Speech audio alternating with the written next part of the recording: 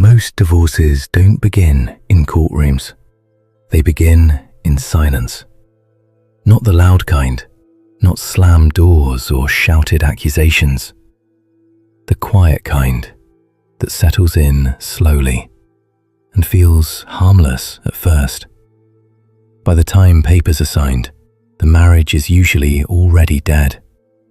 Not officially, not socially, but psychologically.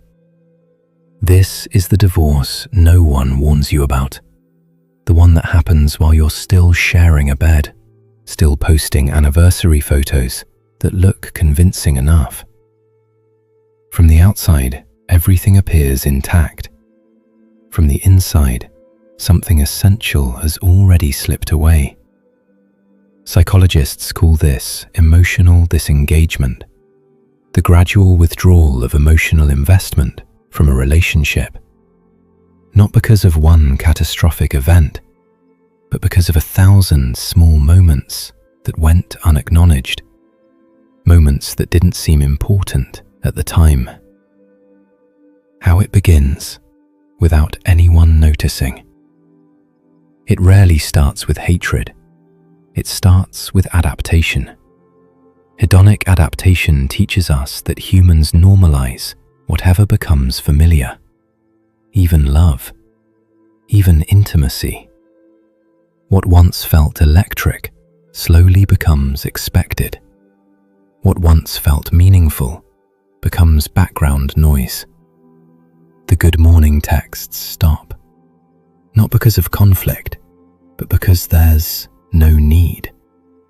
The long conversations turn into logistical checklists. Who's picking up dinner? Who's handling the bills? Who's too tired tonight? Nothing is technically wrong, and that's the danger. Because when nothing is wrong, no one thinks to intervene.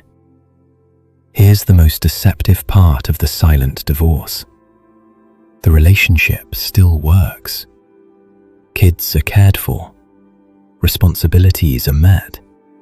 Crises are handled efficiently. On paper, it looks like maturity. But emotionally, something else is happening.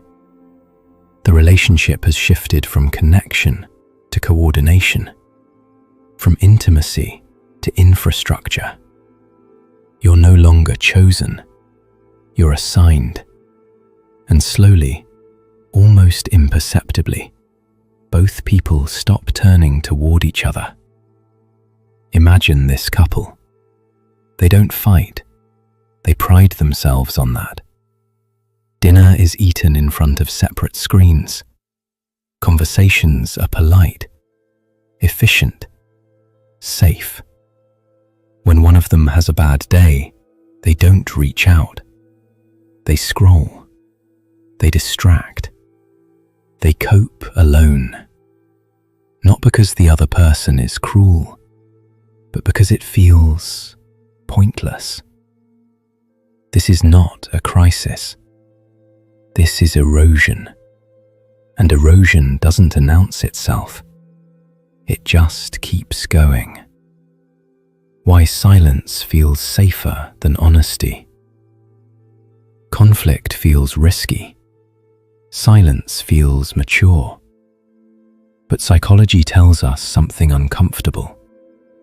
Avoidance preserves stability at the cost of intimacy. Many couples unconsciously choose peace over truth. They stop saying the thing that might create tension. They stop asking for what feels embarrassing to want. Affection, attention, curiosity. And when needs go unspoken long enough, the brain does something remarkable. It stops expecting them to be met. That's not acceptance. That's emotional exit. Rule card. A marriage rarely ends when love disappears. It ends when effort feels unnecessary and unmet. The first psychological split. This is the moment the silent divorce truly begins.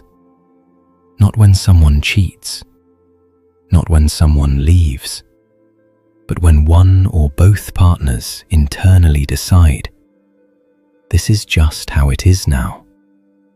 No resentment yet, no drama, just resignation.